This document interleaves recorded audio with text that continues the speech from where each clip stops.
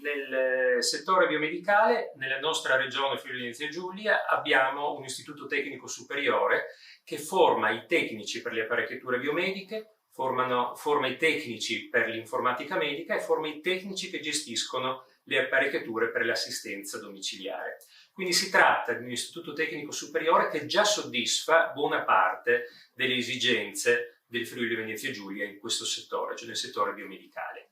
C'è tuttavia un'esigenza ulteriore da soddisfare ed è l'esigenza sulla sicurezza dei dati. Ricordiamoci che noi parliamo del settore biomedicale e sanitario, quindi stiamo parlando della sicurezza di dati sensibili, perché parliamo di dati che riguardano pazienti, patologie, eccetera. Quindi un'ulteriore esigenza potrebbe essere quella di sviluppare le competenze per quanto riguarda la sicurezza dei dati del software.